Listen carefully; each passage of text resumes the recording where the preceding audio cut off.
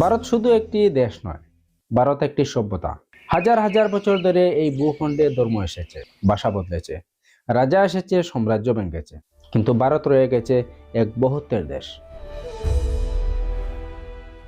এই বহুত্বের ইতিহাসে যাদের অবদান অস্বীকার করা যায় না, যাদের ছাড়া ভারতের সংস্কৃতি অসম্পূর্ণ, তারা হলেন ভারতীয় মুসলিম।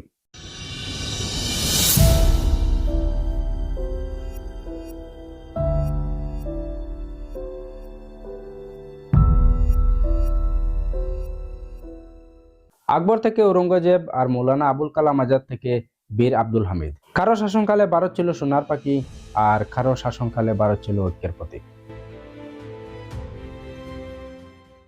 বিশ্বের প্রথম লোহা নির্মিত যুদ্ধ রকেটের জনক যাকে বলা হয়, টিপু সুলতান, তিনিও ছিলেন ভারতীয় মুসলিম। আর যিনি আধুনিক মিসাইল এই দেশকে উপহার দেন, ডাক্তার এপিজে আব্দুল কালাম, তিনিও ছিলেন ভারতীয় মুসলিম। কিন্তু আধুনিক যুগে এমন কি ঘটল যে আজকের ভারতের মুসলিমদের বাস্তবতা এত কঠিন? গণহত্যার নামে রাস্তাঘাটে মারধর করা হচ্ছে, এনআরসি এসআইআর এর নামে নাগরিকত্ব বাতিল করা হচ্ছে, ঘরবাড়ি বোলডোজার দিয়ে গুড়িয়ে দেওয়া হচ্ছে, রাস্তা বাজারে এমনকি রাজনীতির মঞ্চেও মহিলাদের হিজাব টেনে খোলা হচ্ছে। However, this incident has reignited broader discussions about the conduct of public figures, especially those in positions of power. Some argue that Nitish Kumar's intent was not to disrespect, but a sincere attempt to make a young woman understand that she doesn't need to hide behind a veil. অসহায়দের বল প্রয়োগ করে হিন্দুত্ববাদের নারা লাগানো হচ্ছে। কিন্তু কেন মুসলিমরা বারবার প্রমাণ দিতে বাধ্য হচ্ছে যে তারা ভারতীয়? কেন এই পরিচয়কে আজ অপরাধ বানানো হচ্ছে? হ্যালো বন্ধুরা, আমি বনি লস্কর। আজকের এই ভিডিওতে আমরা জানবো ভারতীয় মুসলিমদের অবদান। ভারতে মুসলিমরা কবে এলেন, কিভাবে তারা ভারত গঠনে অংশ নিলেন, এবং শিক্ষা, বিজ্ঞান, শিল্প, সংস্কৃতি, রাজনীতি এবং অর্থনীতি থেকে শুরু করে স্বাধীনতা আন্দোলন পর্যন্ত ভারতের প্রতিটি স্তরে তাদের অবদান। আগেই বলে দেই যে এটি কোনো ধর্মের প্রচার নয়, এটি ইতিহাসের সত্য, এটি ভারতের গল্প।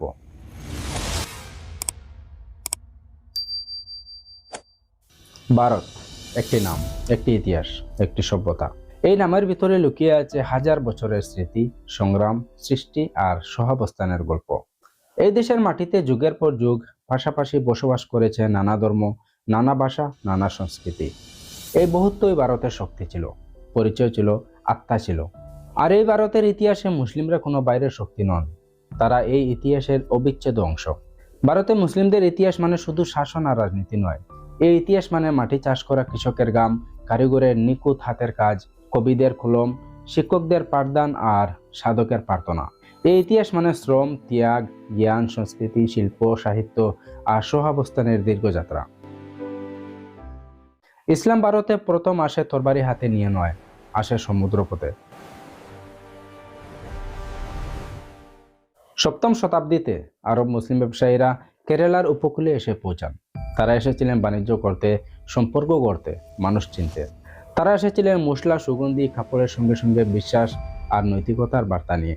জোর করে ধর্মান্তর করতে নয়, কোনো দখল নয়, ছিল আদান আর প্রদান, ছিল মানবিক যোগাযোগ, ছিল পারস্পরিক সম্মান।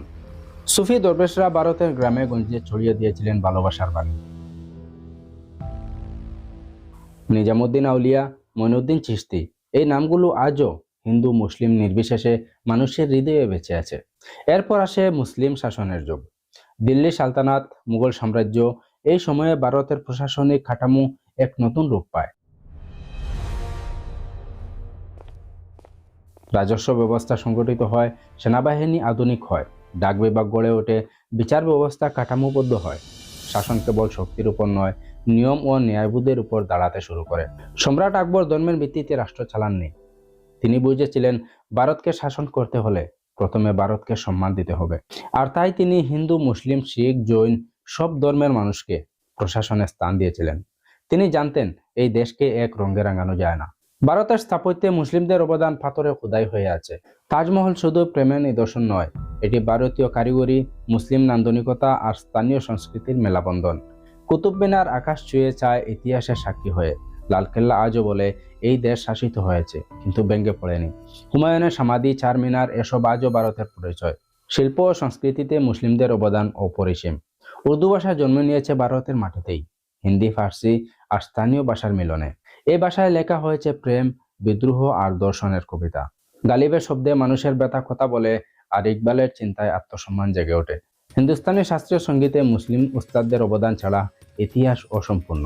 তানসেন থেকে বিসমিল্লাহ খা এই সুর আজও ভারতের বাতাসে ভাসে। আধুনিক ভারতের গঠনে মুসলিমদের অবদান আরও স্পষ্ট। ডক্টর এপিজে আব্দুল কালাম একজন মুসলিম হয়েও তিনি ছিলেন সমগ্র ভারতের রাষ্ট্রপতি, ভারতের মিসাইল ম্যান, ভারতের স্বপ্নদ্রষ্টা। তিনি ধর্মের কথা বলেননি, তিনি বলেছিলেন বিজ্ঞান, শিক্ষা আর ভবিষ্যৎ প্রজন্মের স্বপ্ন নিয়ে। তিনি শিখিয়েছেন দেশপ্রেম কোনো ধর্মের সম্পত্তি নয়। 1965 সালের যুদ্ধে শহীদ আব্দুল হামিদ পরমবীর চক্রপ্রাপ্ত এক মুসলিম সৈনিক, নিজের জীবন উৎসর্গ করেছিলেন ভারতেরই জন্য। ব্রিগেডিয়ার মোহাম্মদ উসমান ভারতের সেনাবাহিনীর এক কিংবদন্তি, কাশ্মীর রক্ষার প্রাণ দিয়েছিলেন। এই মানুষদের কবরে কোনো ধর্ম লেখা নেই, লেখা আছে ভারতের নাম। এআর রহমান ভারতের সুরকে পৌঁছে দিয়েছেন বিশ্ব দরবারে। অস্কার মঞ্চে দাঁড়িয়ে তিনি বলেছিলেন, এই পুরস্কার আমার দেশের জন্য। আজিম প্রেমজি হাজার হাজার কোটি টাকা দান করেছেন শিক্ষা ও সমাজ কল্যাণে। তিনি কখনো নিজের ধার্মিক পরিচয়কে সামনে আনেননি, তিনি পরিচিত হয়েছেন মানবিকতার মাধ্যমে। সানিয়া মির্জা থেকে শাহরুখ খান ভারতের পতাকা উঁচু করেছেন আন্তর্জাতিক মঞ্চে। আমরা যদি আরো একটু পিছনে যাই তাহলে দেখি নবাব সিরাজউদ্দৌলা। মাত্র 23 বছর বয়সে তিনি ইংরেজদের চোখে চোখ রেখে বলেছিলেন, বাংলা কারো দাস হবে না। Our focus must remain firmly on 1757 সালের পলাশী যুদ্ধ ছিল ইংরেজদের বিরুদ্ধে প্রথম লড়াই। 1800 শতকে মাইসুরের রাজা টিপু সুলতান যুদ্ধের ময়দানে ব্যবহার করেছিলেন এক ভয়ঙ্কর অস্ত্র, লোহার তৈরি রকেট। এই রকেট ছিল ব্রিটিশদের রকেটের চেয়ে অনেক শক্তিশালী। এই রকেট আকাশ ঘুরে ঘুরে শত্রু শিবিরে আঘাত করত আর ব্রিটিশ সেনাদের মধ্যে ছড়িয়ে দিত ভয় ও আতঙ্ক। পরে ব্রিটিশরা এই রকেটের নকশা ইংল্যান্ডে নিয়ে যায়, যেখান থেকে জন্ম নেয় আধুনিক সামরিক রকেট প্রযুক্তি। 1947 সালে দেশভাগ হলো। এই বিভাজন মুসলিমদের জন্য শুধু ভৌগোলিক নয়, মানসিক ক্ষতও তৈরি করলো। লক্ষ লক্ষ মানুষ ঘর ছাড়া হলো, রক্তে রঞ্জিত হলো সীমান্ত। যারা ভারতে রয়ে গেল তারা ভেবেছিল এই দেশ তো আমাদেরই। তাই সংবিধান তাদের সেই আশ্বাসই দিয়েছিল, সমতা, স্বাধীনতা আর ধর্ম নিরপেক্ষতা। কিন্তু বাস্তবতা ধীরে ধীরে বদলাতে শুরু করলো। হিন্দু মুসলিম বিভাজনের রাজনীতি মাথা তুলে দাঁড়ালো, দাঙ্গা হলো, অবিশ্বাসও জন্ম নিল। মুসলিম নাম, দাড়ি, টুপি, পোশাক, হিজাব সবই সন্দেহের চোখে দেখা হতে লাগলো। উত্তরপ্রদেশে মুসলিমরা সবচেয়ে বেশি রাজনৈতিক ও সামাজিক চাপে পড়ে। এনকাউন্টার, বাড়িভাঙ্গা, গরু সংক্রান্ত মামলায় লাঞ্চিং, সব মিলিয়ে ভয় একটি স্থায়ী বাস্তবতা হয়ে ওঠে। অনেক মুসলিম পরিবার রাতের ঘুম হারায় আর দিনের আলোতে নিরাপত্তাহীন বোধ করে। আসামে নাগরিকদের প্রশ্ন মুসলিমদের অস্তিত্বের প্রশ্নে পরিণত হয়েছে। এনআরসি প্রক্রিয়ায় বহু মানুষ প্রমাণ দিতে গিয়ে হারিয়ে ফেলেছে তাদের নিজের পরিচয়। যে মানুষগুলো প্রজন্মের পর প্রজন্ম ধরে এই মাটিতে বাস করছে তাদেরকে বলা হচ্ছে তুমি সন্দেহভাজন। দিল্লি, গুজরাট, পশ্চিমবঙ্গ, মধ্যপ্রদেশ, মহারাষ্ট্র প্রায় সব জায়গাতেই হিন্দু মুসলিম সংঘাতের ইতিহাস আছে। এই সংঘাতকে কখনো রাজনৈতিক লড়াইয়ের হাতিয়ার বানানো হয়েছে। সরকারি রিপোর্ট বলছে শিক্ষা, চাকরি, স্বাস্থ্য, আয়ের ক্ষেত্রে মুসলিমরা পিছিয়ে। সাচার কমিটি স্পষ্ট করে জানায় যে মুসলিমদের অবস্থা অনেক ক্ষেত্রে দলিতদের থেকেও খারাপ। গেটুও বসবাস, নিম্নমানের শিক্ষা, বেকারত্ব আর সব মিলিয়ে এক প্রজন্ম পিছিয়ে পড়েছে। কিন্তু এই রিপোর্টের পরও কাঠামোগত পরিবর্তন খুব কমই হয়েছে। আজকের ভারতে মুসলিমদের বাস্তবতা আরও কঠিন। গরুর নামে মানুষ মারা যায়, ঘরবাড়ি বুলডোজার দিয়ে গুলিয়ে দেওয়া হয়, আইনি প্রক্রিয়ার আগেই শাস্তি কার্যকর হয়, ভয় একটি নিত্যসঙ্গী হয়ে ওঠে। হিজাব শুধু একটি কাপড় নয়, এটি পরিচয়ের প্রশ্ন। কিন্তু এই পরিচয়কে আজ অপরাধ বানানো হচ্ছে। নাগরিকত্ব প্রশ্নে মুসলিমরা বারবার প্রমাণ দিতে বাধ্য হচ্ছে যে তারা ভারতীয়, যেন এই মাটিতে জন্ম নেওয়া যথেষ্ট নয়। আর তার মধ্যেই মিডিয়া নীরব। কিছু মিডিয়া আগুনে ঘি ঢালে, বিভাজনকে ব্যবসায় পরিণত করে, রাজনীতির বুটের অঙ্কে মানুষকে ভাগ করে, বয়কে পুঁজি করে ক্ষমতা গড়ে। যে দেশে মুসলিম জনসংখ্যা প্রায় 15 থেকে 20% কাছাকাছি, সেখানে কণ্ঠস্বর এত দুর্বল কেন? এই প্রশ্ন কেউ তোলে না।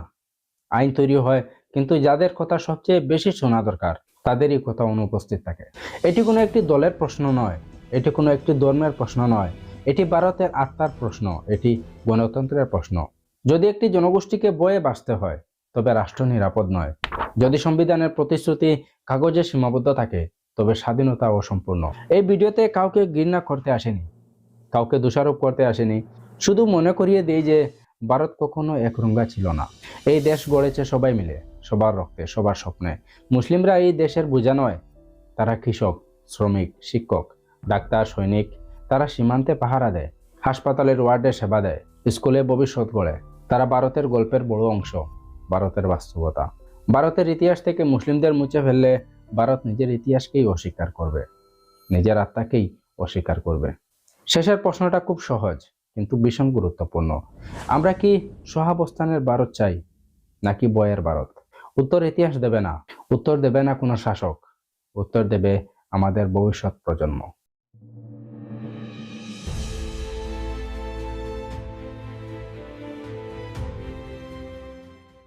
বন্ধুরা, ভিডিওটি শেষ পর্যন্ত দেখার জন্য অসংখ্য অসংখ্য ধন্যবাদ। আপনি যদি আমাদের চ্যানেলে নতুন হন তাহলে অবশ্যই আমাদের চ্যানেলটি সাবস্ক্রাইব করে রাখবেন, যাতে পরবর্তী ভিডিও সবার আগে আপনার সামনে আসে। আর যদি এই ভিডিওটি ভালো লাগে অবশ্যই একটি লাইক করবেন আর আপনার মতামত আমাদের সাথে শেয়ার করবেন। ধন্যবাদ, দেখা হবে পরের কোনো ভিডিওতে।